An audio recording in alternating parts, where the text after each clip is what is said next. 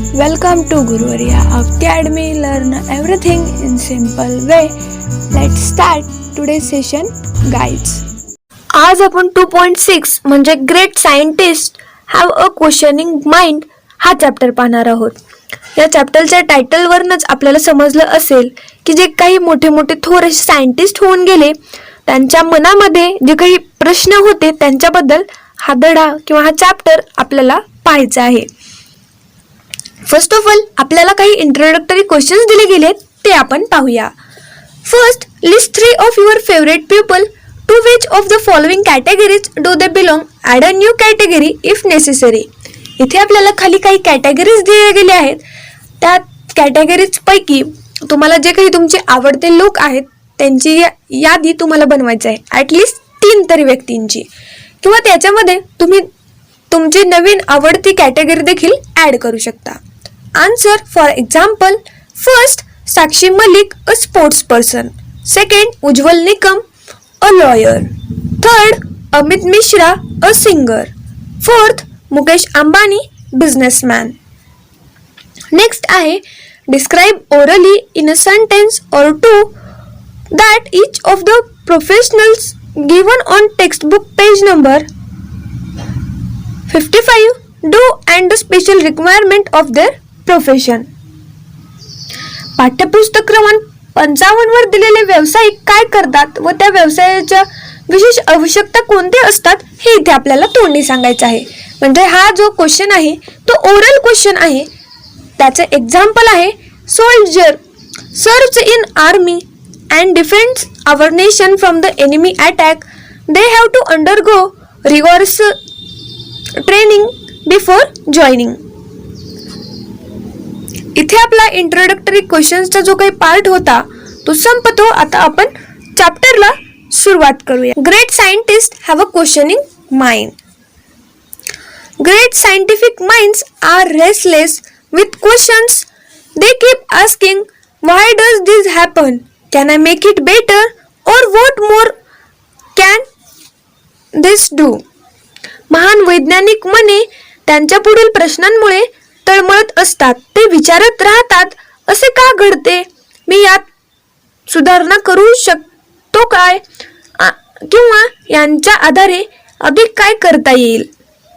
Let us study the life of a great scientist who lived in the same era as Einstein but about 5,000 kilometers east of Germany in India.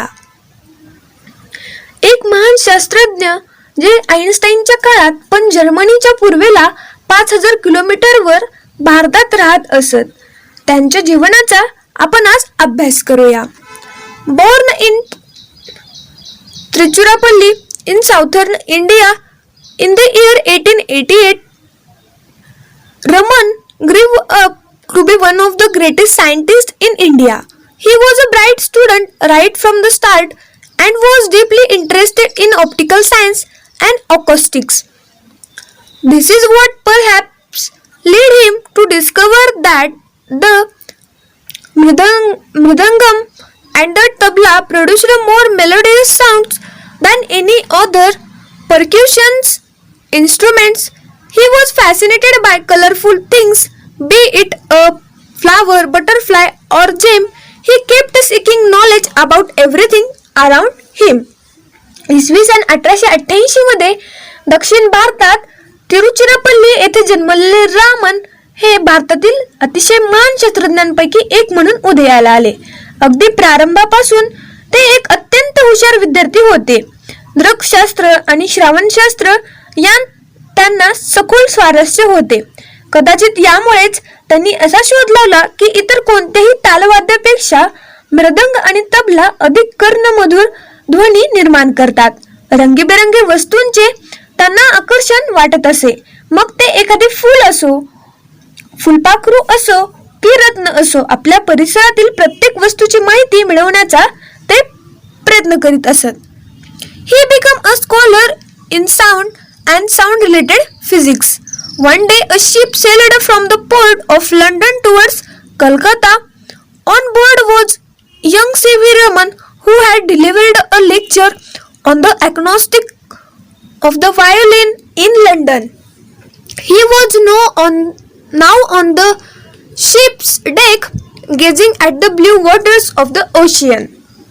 ध्वनी आणि ध्वनिविषयक भौतिकशास्त्र यांतील ते एक अभ्यासू विद्वान झाले. एके दिवशी लंडन बंदरातून कलकत्त्याच्या दिशेने एक जहाज समुद्रावरून प्रवास करीत निघाले. त्या जहाजात होते तरुण CV रामन. वायोलिन या वाद्याचे ध्वनिशास्त्र या विषयावर त्यांनी लंडनमध्ये व्याख्यान दिले होते. जहाजाच्या मजल्यावर ते आता उभे होते. ते समुद्राच्या अथांग निळ्या पाण्याकडे रोखून as he glanced up at the sky which was of the same shade as the ocean, a series of questions popped up in his head. Why are both the sea and the sky blue in color? That is the science behind this occurrence. समुद्रासारखीच रंगछटा असलेल्या आकाशाकडे त्यांनी निरखून पाहिले. तेव्हा त्यांच्या डोक्यात एक प्रश्नावली उभी राहिली. समुद्र आणि आकाश या उभयंताचा रंग निळा का? या घटनेच्या मागे कोणते विज्ञान आहे? His mind seemed to suggest that the reason could be the scattering of light by water molecules. However, his theory was yet to be proved scientifically. त्यांचे मन असे सूचित करीत असल्यासारखे वाटते की पाण्याच्या परमाणूकडून होणारे प्रकाशाचे विकिरण हेच कारण असावे. तथापि हा सिद्धांत अजून वैज्ञानिक दृष्ट्या सिद्ध व्हायचा होता. When the ship anchored at Kolkata, the young man immediately went on to conduct experiments to prove his theory. His research in optics, the science of light, resulted in the discovery of the Raman effect. He announced it to the scientific world in March 1928. The discovery won him the Nobel Prize for Physics in 1930. It was the first time this prize was awarded to an Asian. The day he discovered the Raman effect, 28 February, was later declared as National Science Day. जहाजाने कलकत्त्यापाशी नांगर टाकला आणि आपला सिद्धांत सिद्ध करण्यासाठी प्रयोग करण्याच्या दृष्टीने तो माणूस ताबडतोब निघून गेला. दृकशास्त्रातील त्याच्या संशोधनाचा परिणाम म्हणून रामन परिणामाचा शोध लागला. मार्च 1928 मध्ये त्यांनी वैज्ञानिक जगतात त्याची घोषणा केली. या शोधाने त्यांना 1930 मध्ये पदार्थ विज्ञानाचे नोबेल पारितोषिक मिळवून दिले. कोणत्याही आशियाई व्यक्तीला हे पारितोषिक प्रदान करण्याची ही पहिलीच वेळ होती. त्यांनी रामन परिणाम शोधून काढला तो 28 फेब्रुवारी रोजी. पुढे हा दिवस राष्ट्रीय विज्ञान दिन म्हणून घोषित केला गेला. Even before this, his contribution to science of optics had been acknowledged, and he was elected fellow of Royal Society in 1924.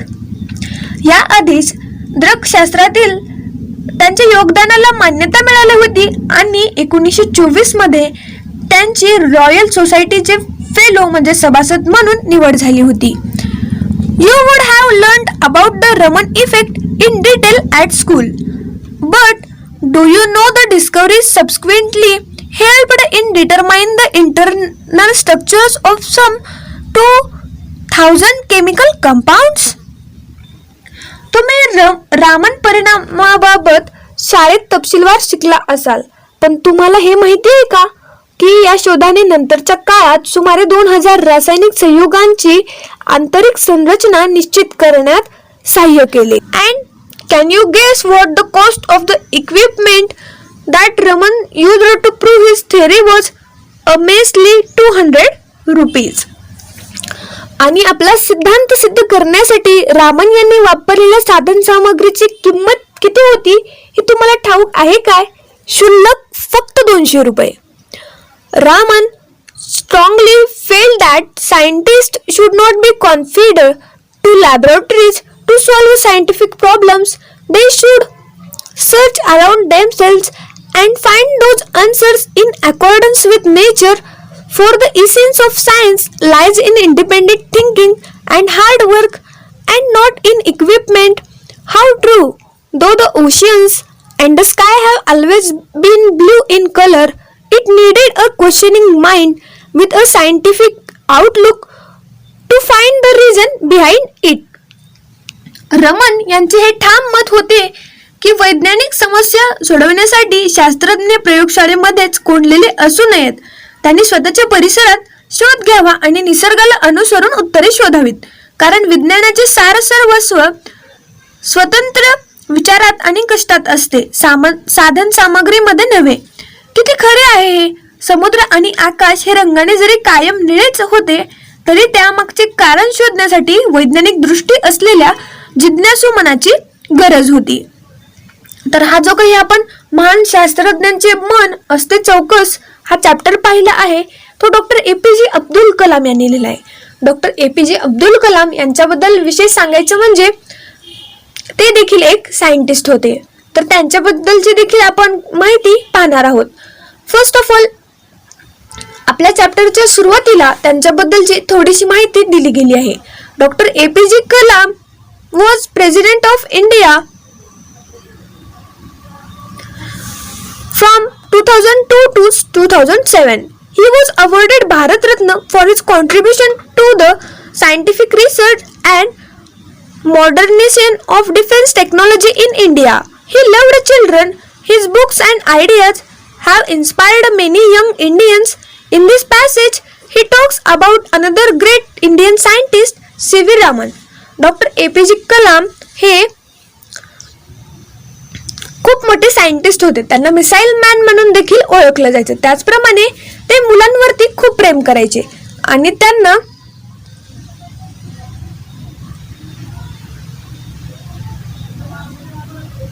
बरेचसे अवॉर्ड देखील मिळाले गेले आहेत आणि त्यापैकीच एक म्हणून भारतरत्न हा सर्वोच्च भारतीय नागरिक पुरस्कार देखील त्यांना मिळाला आहे.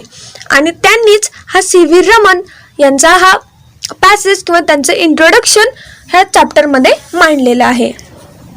Great scientist have questioning mind या चॅप्टरमधील जे काही हार्ड वर्ड्स आहेत ते आता आपण पाहूया. सायंटिफिक शास्त्रीय किंवा शास्त्रशुद्ध, रेस्टलेस तळमळणारा बेचैन, इरा युग, ऑप्टिकल एखादी वस्तू आपल्याला कशाच्या बळावर दिसते याबाबतची माहिती देणारे शास्त्र, दृकशास्त्र, अकॉस्टिक सभागृह, नाट्यगृह इत्यादी बाबत ठरवले जाणारे ध्वनिशास्त्र, मेलोडियस स्वरमधुर,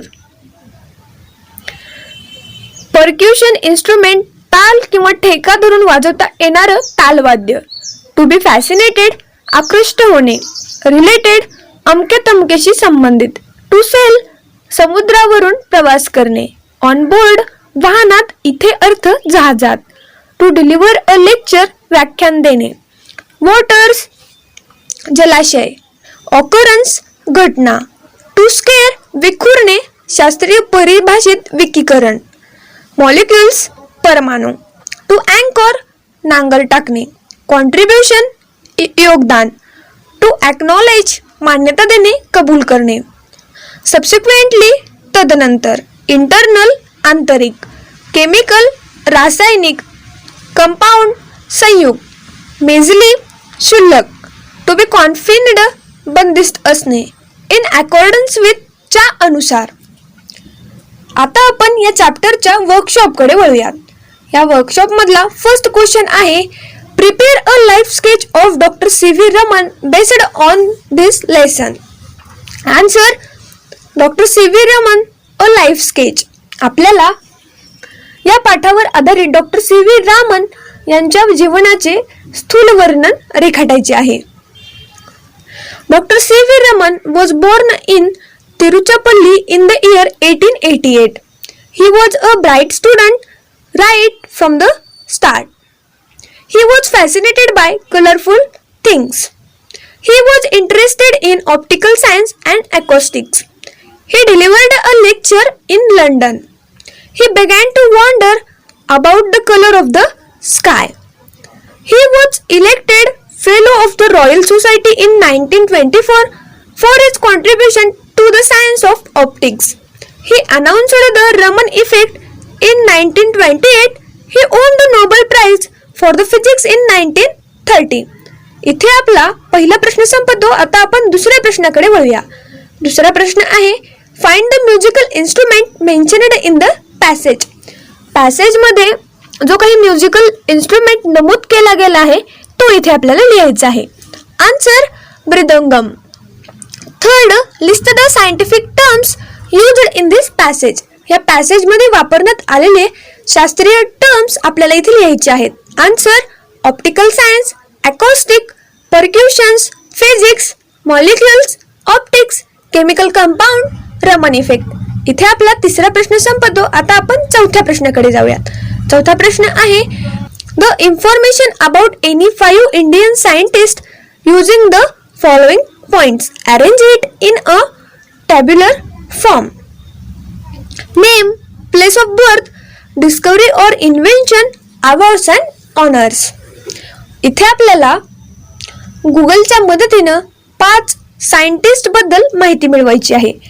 पण ते 5 सायंटिस्ट हे इंडियन असले पाहिजेत आणि त्यांच्याबद्दलची माहिती म्हणजे त्यांचं नाव, त्यांचं जन्मस्थळ, त्याचप्रमाणे त्यांनी कोणत्या प्रकारचे इन्व्हेन्शन्स, डिस्कवरी म्हणजे त्यांचे शोध, त्यांचे जे काही इन्व्हेन्शन्स आहेत, त्यांनी एखाद्या प्रकारची थेअरी मांडली की कशा पद्धतीचा शोध लावला तो देखील इथे आपल्याला डिस्क्राईब करायचा आहे. आणि या सर्वांचा परिणाम म्हणून त्यांना जे कोणते अवॉर्ड्स भेटले, ऑनर्स भेटले ते देखील आपल्याला एका कॉलममध्ये, एका टेबलमध्ये लिहायचं आहे. फर्स्ट सायंटिस्ट आहेत डॉक्टर APJ कलाम. त्यांचं बर्थ प्लेस आहे रामेश्वरम. डिस्कवरी और inventions are missiles. Award and honours Bharat Ratna, Padma Vibhushan. Second scientist आहेत होमी भाभा. बर्थ प्लेस आहे मुंबई. डिस्कवरी आहे ॲटॉमिक एनर्जी. अवॉर्ड आहे पद्मभूषण. थर्ड सायंटिस्ट आहेत हरगोबिंद खुराना. बर्थ प्लेस आहे रायपूर. त्यांची डिस्कवरी आहे अबाउट सेल जेनेटिक्स. अवॉर्ड आहे Albert Lasker award. Fourth scientist आहे सत्येंद्रनाथ बोस. बर्थ प्लेस आहे कोलकाता. त्याचप्रमाणे त्यांची डिस्कवरी आहे बोस आइन्स्टाईन स्टॅटिक्स आणि त्यांना पद्मभूषण हा अवॉर्ड भेटला आहे. फिफ्थ सायंटिस्ट आहेत सुब्रमण्यम चंद्रशेखर. बर्थ प्लेस आहे लाहोर. डिस्कवरी आणि इन्व्हेन्शन आहे स्टडी अबाउट ब्लॅक होल्स आणि त्यांना या सर्वांचा परिणाम म्हणून जो अवॉर्ड भेटला तो आहे ब्रूस मेडल. तर या चॅप्टरमध्ये आपल्याला समजलं की जे काही सायंटिस्ट असतात ते जिज्ञासू असतात. सतत ते एखाद्या गोष्टीबद्दल विचार करत असतात. म्हणूनच त्यांना वेगवेगळ्या गोष्टींबद्दल प्रश्न पडतात आणि प्रश्न पडल्यामुळेच ते त्यांची उत्तरे शोधण्यासाठी प्रयत्न करतात आणि त्या प्रयत्नांमधूनच त्यांना नवीन अशा प्रकारचा शोध लागत असतो. तुम्हाला देखील तुमच्या मनामध्ये प्रश्न पडत असतील तर ते देखील तुम्ही विचारा, त्या प्रश्नांची उत्तरे शोधण्याचा प्रयत्न करा, ज्यामुळे तुमचं जे काही जिज्ञासू मन आहे त्या जिज्ञासू मनाला नवीन नवीन नॉलेजची भर पडत जाईल व ते चांगल्या पद्धतीने डेव्हलप होत राहील. तर इथे आपला हा वर्कशॉप संपतो. या पुढील व्हिडिओ पाहण्यासाठी तुम्हाला आमच्या चॅनलच्या प्लेलिस्टमध्ये जावे लागेल. तिथे तुम्हाला 7th स्टँडर्ड इंग्लिश या फोल्डरमध्ये तो मिळेल, पाहायला विसरू नका.